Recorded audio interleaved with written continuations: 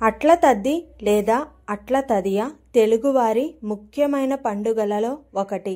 ఇది అశ్వయుజ బహుళ తదియ నాడు జరుపుకుంటారు. అట్ల తద్దే 6 అట్లు ముద్దపప్పు 3 అట్లు అంటూ ఆడపడుచులకు, బంధువులకు, ఇరుగు పొరుగు వారికి వాయినాలివ్వటం ఆనవాయితీ.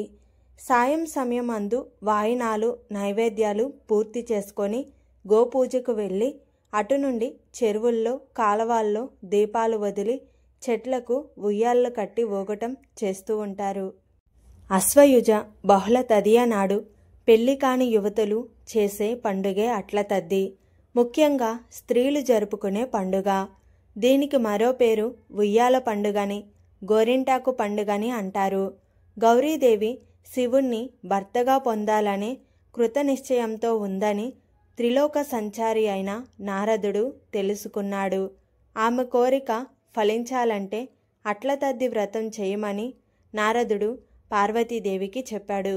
ఆయన ప్రోద్బలంతో పార్వతీదేవి చేసిన వ్రతమే అట్ల తద్ది. ఇది స్త్రీలు సౌభాగ్యం కోసం చేసుకునే వ్రతం.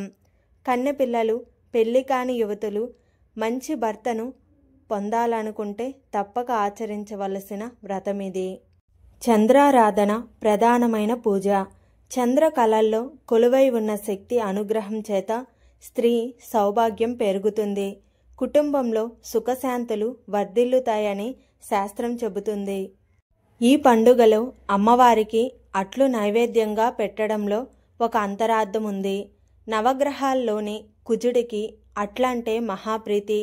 అట్లను ఆయనకి నైవేద్యంగా పెడితే కుజదోష పరిహారం, సంసార సుఖంలో ఎటువంటి అడ్డంకులు రావని నమ్మకం. రజోదయమునకు కారకుడు కనుక ఋతుచక్రం సరిగ్గా ఉంచి ఋతు సమస్యలు రానివ్వకుండా కాపాడుతాడు. అందువలన గర్భధారణలో ఎటువంటి సమస్యలు ఉండవు. మినప్పిండి, బియ్యపిండి కలిపి అట్లను తయారు చేస్తారు. మినుములు రాహువుకు, బియ్యం చంద్రునికి సంబంధించిన ధాన్యాలు. గర్భదోషాలు తొలగిపోవాలంటే ఈ అట్లనే వాయినంగా ఇవ్వాలి. గర్భస్రావము రాకుండా సుఖప్రసవం అయ్యేందుకు దోహదపడుతుంది. అందుకే ముత్తైదువులకు అట్లను వాయినంగా ఇస్తారు. అట్ల తద్దులోని అట్లకు ఇంతటి వైద్య విజ్ఞానము నిక్షిప్తం చేయబడి ఉంది. అట్ల తద్ది పండుగను ఉత్తర భారతదేశంలో కర్వా చౌత్ అనే పేరుతో జరుపుకుంటారు. అట్ల తద్ది వ్రత విధానం. అట్ల తద్ది ముందు రోజు కాళ్ళు చేతులకు అందంగా గోరింటాకు పెట్టుకుంటారు. గుమ్మాలకు తోరణాలు కడతారు. అట్ల తద్ది రోజు ఆడవాళ్లు తెల్లవారుజామున స్నానం చేసి అన్నం తినకుండా రోజంతా ఉపవాసం ఉంటారు. ఇంటిలో తూర్పు దిక్కున మండపం ఏర్పాటు చేసి గౌరీదేవికి పూజలు చేయాలి. ధూపదీప నైవేద్యాలు పెట్టి వినాయకుడి పూజ పూర్తయిన తర్వాత గౌరీ స్తోత్రము, శ్లోకాలు, పాటలు చదవడం, పాడడం చేస్తారు.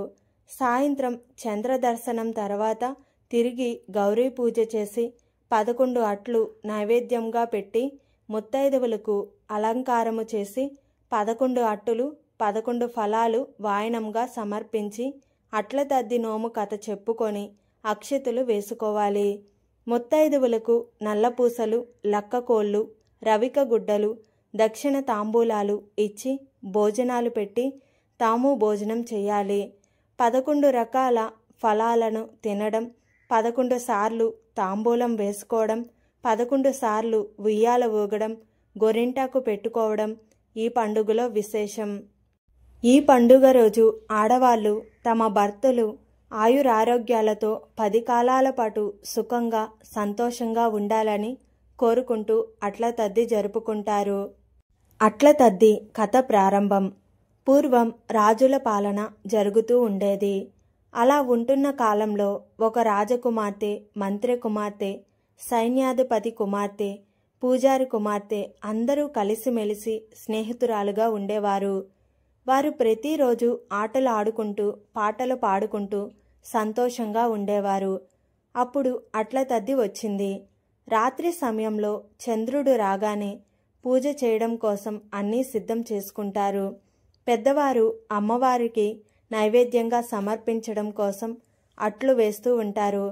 ఆ సమయంలో రాజు కూతురు రాజకుమారి ఆకలితో నీరసించి కళ్ళు తిరిగి పడిపోతుంది. అది చూసిన రాజు కొడుకు యువరాజు తన చెల్లెల ఆకలి తీర్చడం కోసం ఒక ఉపాయాన్ని ఆలోచించి అద్దంలో తెల్లని వస్తువు ప్రతిబింబం పడేలా చేసి, చంద్రుడు వచ్చాడు, ఇక నువ్వు ఉపవాస దీక్షను విరమించి శక్తి కోసం పండ్లు తిని విశ్రాంతి తీసుకోమని చెబుతాడు. అన్న మాటను గౌరవించిన తన చెల్లెలు భోజనం చేసి పూజ చేసుకుంది. అయితే ఈ రోజున చంద్రుణ్ణి చూసి ఉమాదేవి పూజ చేసుకొని భుజించాలి. అందుకే ఈ వ్రతానికి చంద్రోదయ ఉమవ్రతం అనే పేరు వచ్చింది. చంద్రుణ్ణి చూసిన తర్వాత ఉమాదేవి పూజ చేసుకొని భోజనం చేయాలి. ఇది ఈ వ్రత నియమం. కానీ రాజకుమారి తన అన్న మాటలు నమ్మి వ్రతాన్ని భంగం చేసుకుంది. ఇది జరిగిన కొన్ని రోజుల తర్వాత రాజకుమారికి ఘనంగా వివాహం అయింది. అయితే రాజ్యంలోని కొందరు రాజుకి లేనివి ఉన్నవి కల్పించి చెప్పి రాజకుమారికి ఒక ముసలవాడితో ఇచ్చి వివాహం చేశారు. ఈ విధంగా జరిగినందుకు రాజకుమారి ఎంతగానో ఆవేదన చెందింది. చంద్రోదయ ఉమావ్రతం చేస్తే మంచి భర్త రావాలి కదా, ఇలా ఎందుకు జరిగిందని ఆలోచిస్తూ బాధపడుతూ దేవతామూర్తి అయిన పార్వతీ పరమేశ్వరులను భక్తితో వేడుకుంటుంది. అప్పుడు వారు ప్రత్యక్షమై తన అన్న తన మీద ప్రేమతో చేసిన పని గురించి చెప్పి, ఆ తర్వాత రోజు అశ్వయుజ బహుళ తదియ ఉన్నది. ఆ రోజున చంద్రోదయ ఉమావ్రతం చేసి గౌరీమాతను భక్తి శ్రద్ధలతో వేడుకో, నీ సమస్య తొలగిపోతుందని చెప్పి వారు మాయమైపోతారు.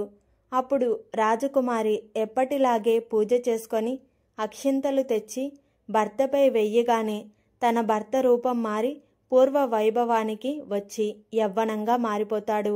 అందువల్ల వివాహం కాని స్త్రీలు ఈ వ్రతం చేయడం వల్ల కోరుకున్న భర్త లభిస్తాడు. పెళ్లి అయిన వారు సకల సౌభాగ్యాలతో ఉంటారు అని మన పెద్దలు ఈ కథను చెబుతారు. సృష్టికి స్థితిగతులకు లయలకు కారణమైన బ్రహ్మ విష్ణు మహేశ్వరులను త్రిమూర్తులు అంటారు. వీరి భార్యలైన సరస్వతి లక్ష్మి పార్వతులకు నెల మొత్తం ఎంతో ప్రీతిగా భక్తి శ్రద్ధలతో పూజలు చేసేది అశ్వయుజ మాసం. అందువల్ల ఈ అట్ల తద్ది పండుగను చేస్తారు.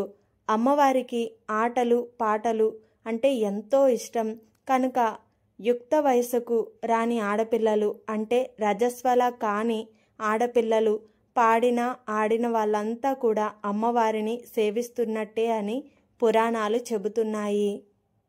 అందరికీ కూడా అట్ల తద్ది శుభాకాంక్షలు. వీడియో నచ్చినట్లయితే ఒక చిన్న లైక్ చేసి ఛానల్ను సపోర్ట్ చేయండి. Thank you for watching.